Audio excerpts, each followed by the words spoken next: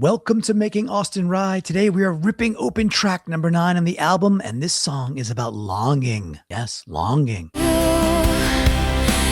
trampled on me. You're about to hear the very raw story behind track number 9, Trampled, so turn this one up.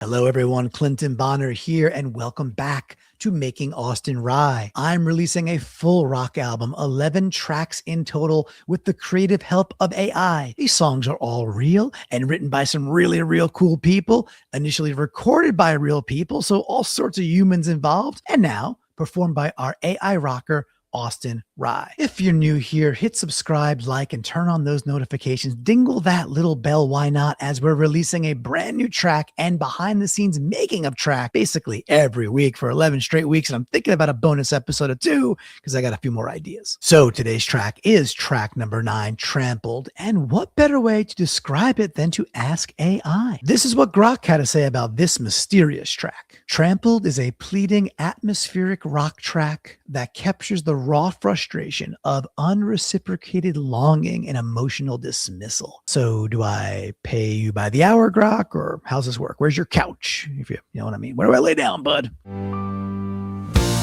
guess I'll talk for a while. It is story time. I recorded Trampled way back. I think it was 2001, maybe even 2000.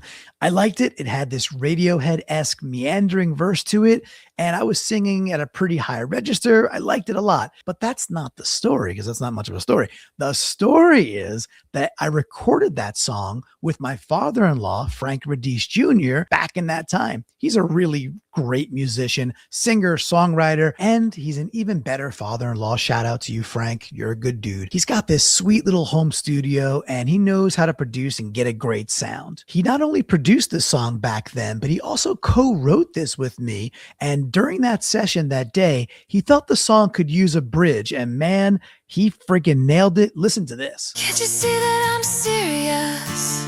It's not a matter of curiosity.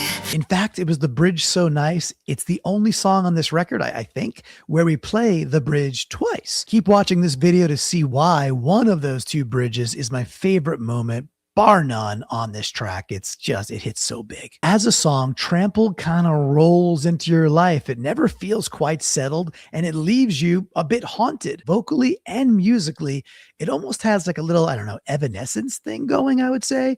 And where it could be super powerful and sustained and still be like really vulnerable in the moment, which I think is a cool trait of this song. On the entire record, the all 11 tracks, nothing else quite sounds like this to me. Maybe it's the arrangement, maybe it's a bit of the production, I don't know. It just kind of stands alone in a cool way. We could live in Manhattan. We could move.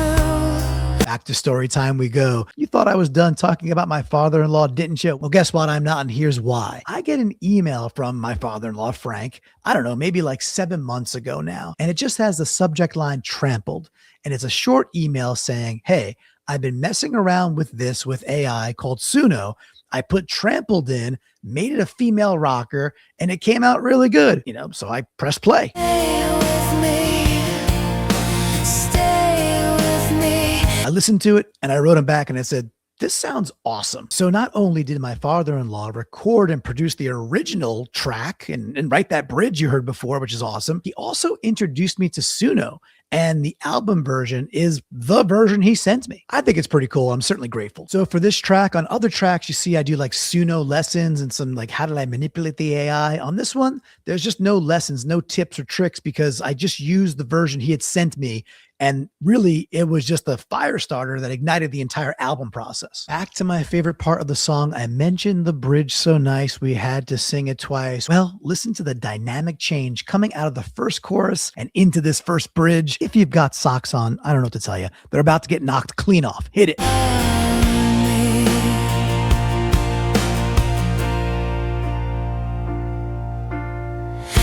you see that I'm serious?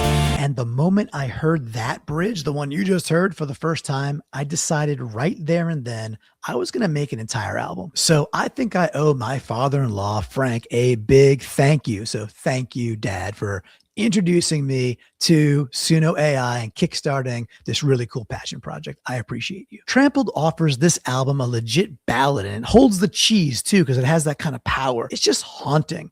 And for some reason, to me, it kind of feels like cold rain. Well, that is the very inspirational full story behind the darkened track, number 9, Trampled, off of Austin Rye's debut album, Love Like Blind. Go listen to the full song right now. The link is in the description. It is the pinned comment. It's on screen right about here. And hey, you might want to bring an umbrella for this one because it's going to get wet, like metaphorically and stuff. If you love the songs and this series, then do me a favor, a big favor, drop a like, comment your favorite part, and subscribe so you don't miss next week's track.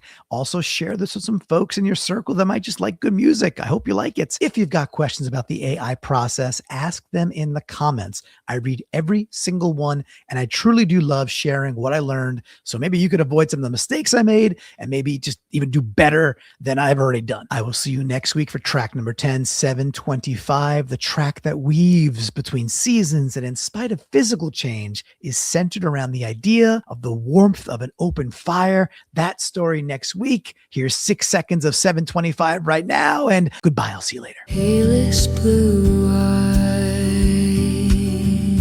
like an empty winter sky.